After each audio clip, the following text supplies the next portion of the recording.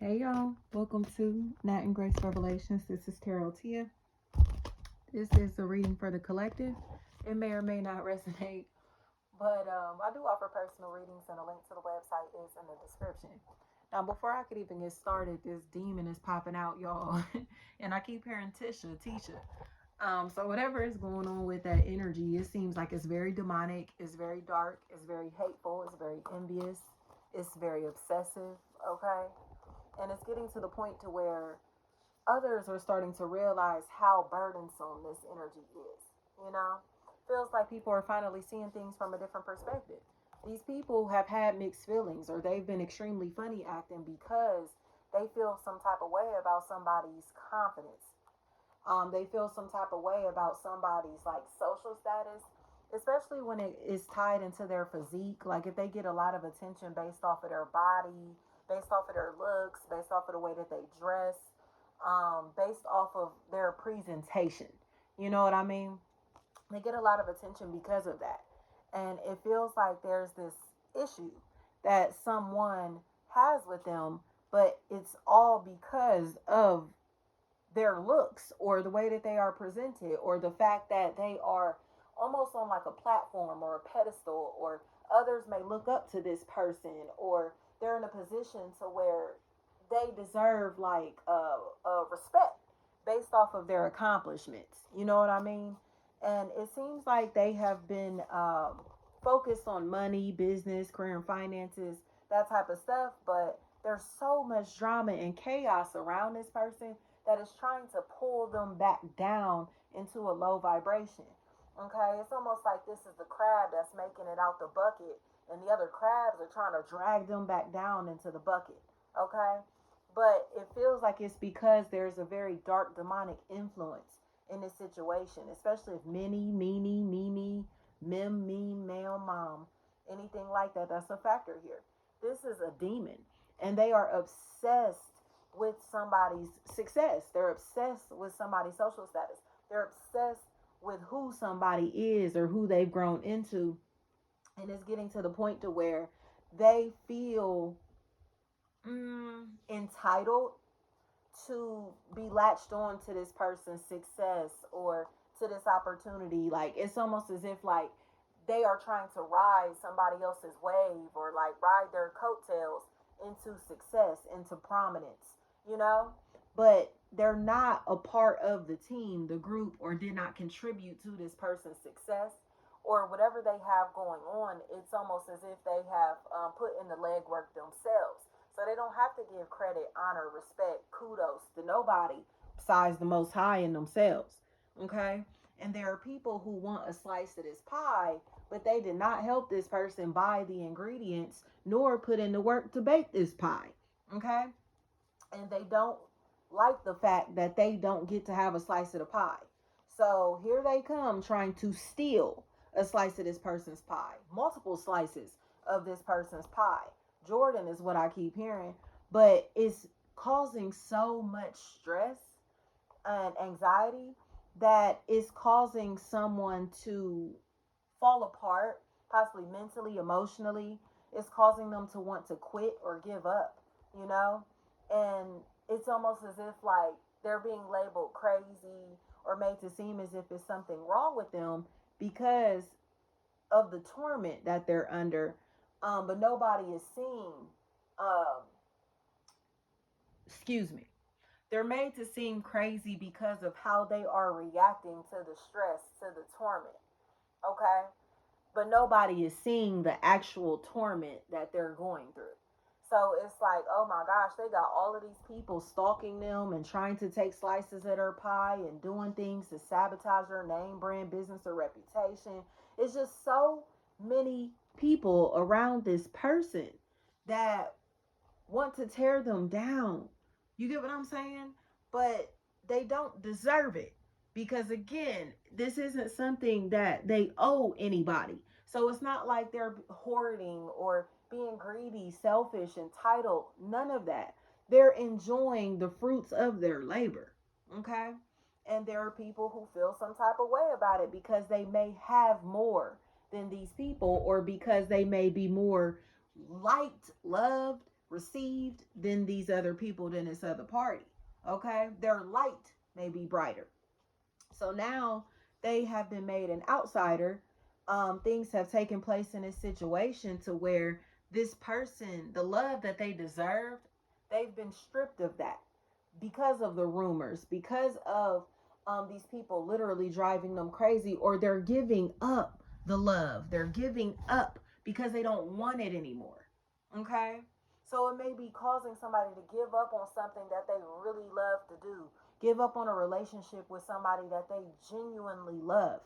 Um, Opportunities that they were really invested in, things that bring them joy. They stop doing these things or in the process of not doing these things, but it's because of how much scrutiny and stalking and harassment that they have faced because of this.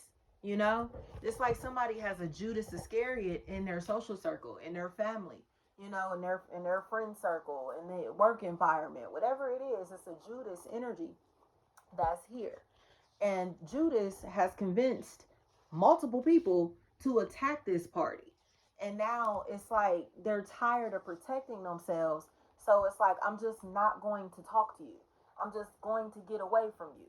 I'm just going to go do something else with my life. Like, whatever it is, they're letting go of these people, places, and things because Judas won't stop attacking them. Judas won't stop watching them. Judas won't stop listening to them. Judas won't stop talking about them. Judas won't stop pocket watching them.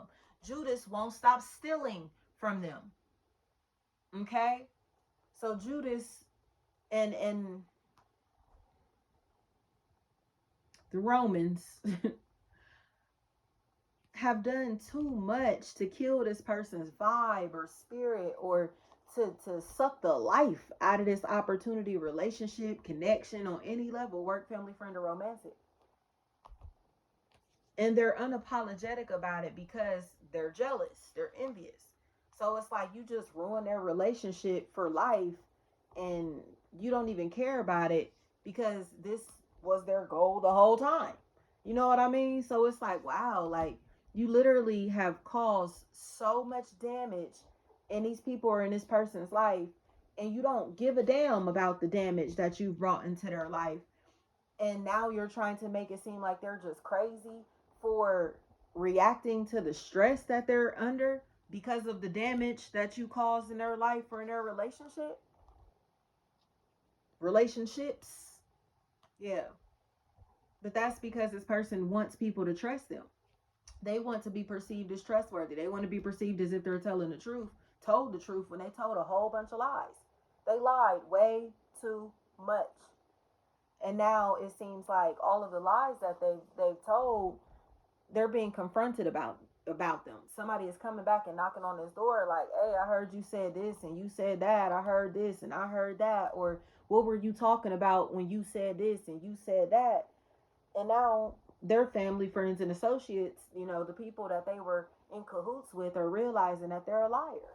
They played everybody that they were attached to convince them, to help them tear down this other party, especially if there's a Sarah that's a factor in this equation. This person doesn't have anything to do with these people and their misery. They just couldn't stand the fact that this person was shining. They couldn't stand the fact that this person was successful. They couldn't stand the fact that this crab hopped out of this bucket. Okay? But it's almost as if like they're talking to people who are so fucking stupid that they don't even realize that they're still in the bucket. You get what I'm saying?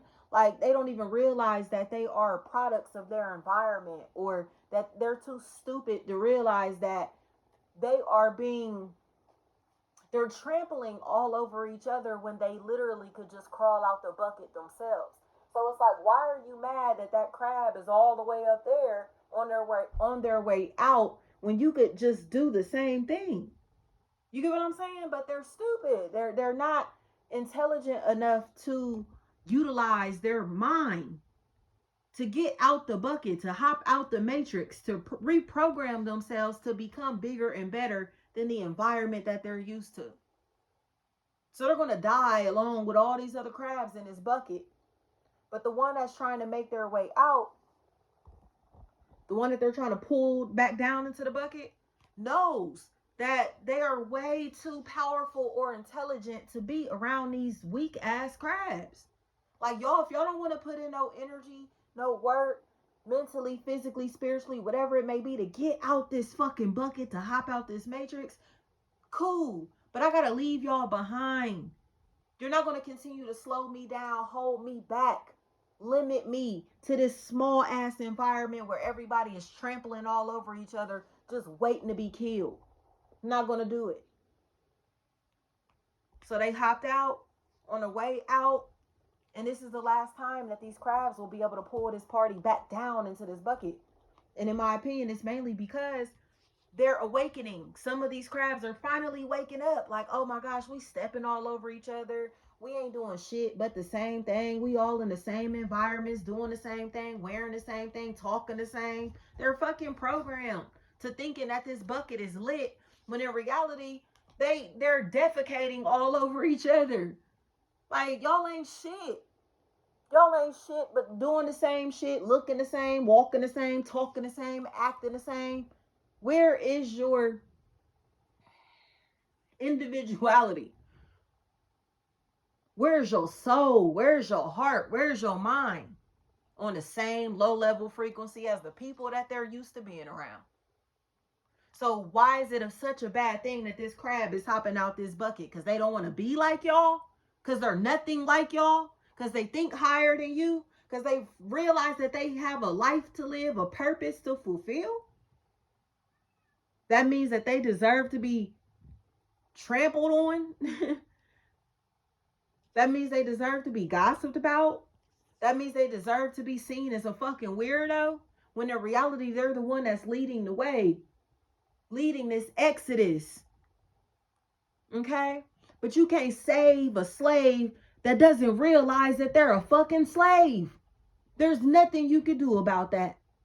These people are enslaved mentally. That's why they don't want to get out the bucket. They don't even fucking realize that they are stuck in a bucket, or that there's any type of life outside of the bucket. But when they see you climbing out, it's like, oh, where you going? Where you going? Where they go? Where they think they going? Who do you think you are climbing all the way up there? That's how they move. But it's time to hop out. It's time to hop out, because it's like, as many times as this crab them and pull back down into this bucket, it's helping them sharpen their intuitive abilities. It's helping them to become physically more powerful, stronger. So when they got 10 other crabs trying to drag them back down, it's like, shit, it was 11 crabs trying to pull me back down last time. 10 ain't shit. You feel me? They still gonna get out. So it's like the constant, the repetition of being dragged back down into the bucket, of being dragged back down to these lower vibrations. Somebody is finally like, oh, I get it now. I gotta move like this and move like that. Or now, shit, I done been dragged back down to the pit so frequently. And now I wish a crab would latch onto me and try to pull me back down. Get up out of here. I'm gonna shake it right off. That's how demonic forces work. You get attacked by these demonic forces, and it gets to the point to where it's like they attack you so much, whether it's in different ways, in the same ways, whatever, that you become more aware of the dark energy, because you don't want to deal with it. You don't welcome it into your life. So it's like the moment that dark energy starts trying to come tempt you, to attack you, whatever it may be, it's like, I'm good. I'm good. Like, I already know what this is. I already know, and I don't subscribe to this mess.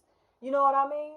So then the demonic force will try to gain more people or energy, dark energy, to come your way. And it's like, whoa, this demon is kind of big. Like, you feel me? They'll try to intimidate you, instill fear in you, to keep you from progressing, or to get you back interested in this dark shit. So it's just a situation here to where it's like the demonic forces have to let go, because we're letting go. Like, anything or anybody that's keeping us on a low frequency, on a low vibration, they gotta go.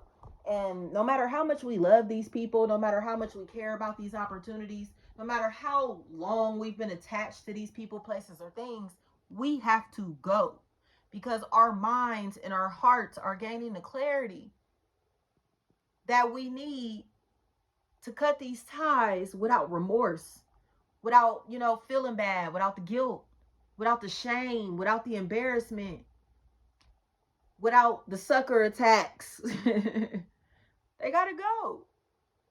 And there's no denying that. It just seems like somebody is kind of in a space to where they're finally protecting themselves, their wants, their needs, their assets, their future, their happiness, their soul, so they can move on to this next level, so they can ascend.